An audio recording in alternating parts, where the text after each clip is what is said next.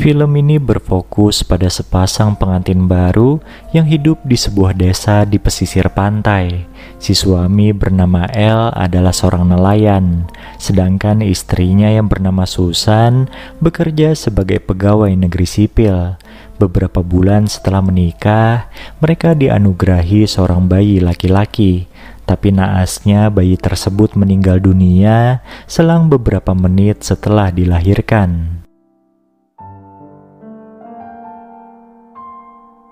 Peristiwa itu membuat Susan jadi bersedih dan malas ngapa-ngapain. Ia tidak bekerja karena masih dalam masa cuti melahirkan.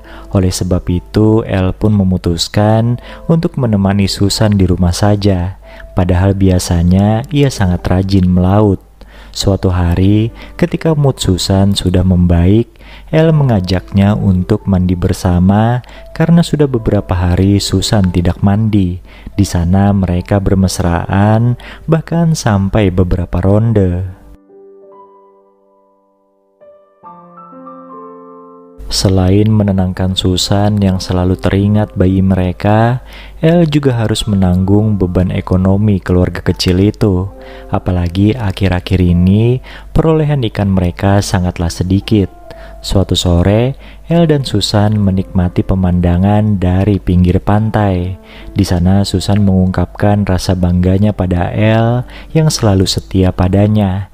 Susan pun berseloroh, ia akan tahu El berselingkuh dari aroma tubuh suaminya itu. Tak seberapa lama, datanglah Abi, adiknya Susan, yang ikut nimbrung dengan mereka. Di saat Susan sudah mulai bekerja, El malah mendapat musibah. Ia tertipu sebuah koperasi simpan pinjam di mana El menginvestasikan uangnya. Mendengar kabar tersebut, ibunya El pun sampai terkena serangan jantung dan kini sedang dirawat di rumah sakit. Di hadapan Susan, El histeris menangisi nasib naasnya.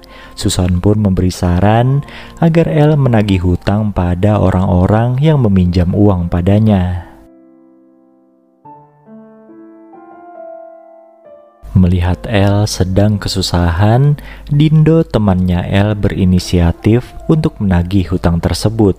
Orang pertama yang didatanginya adalah Flor. Flor adalah seorang gadis cantik yang merupakan teman sekaligus tetangganya El. Sayangnya saat itu, Dindo tidak berhasil mendapat uang dari Flor karena gadis itu juga sedang berkantong kering. Usaha El dan Susan untuk meminta bantuan pada wakil wali kota pun harus diurungkan sebab pejabat itu nyatanya malah memodusi Susan yang cantik. Kondisi yang makin runyam itu membuat El jadi gampang emosi hingga berkelahi dengan beberapa pemuda kampung.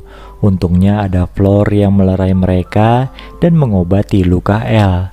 Perhatian dan kelembutan Flor membuat El jadi tergoda hingga akhirnya mereka pun bermesraan. Ternyata Flor ini juga ada hati dengan El. Karena kelelahan, El pun tertidur dan lupa bersih-bersih. Nah, dari keteledoran inilah Susan jadi tahu suaminya berselingkuh hingga ia pun mengamuk sejadi-jadinya.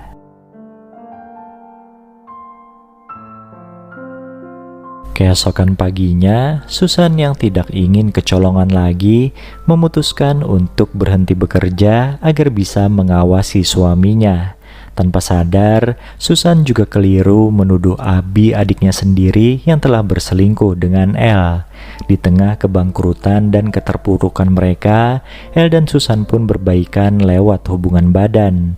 Mereka sepakat mengurung diri di rumah dan terus-menerus bermesraan. Hingga akhirnya mereka saling menyakiti satu sama lain sampai meninggal bersama-sama.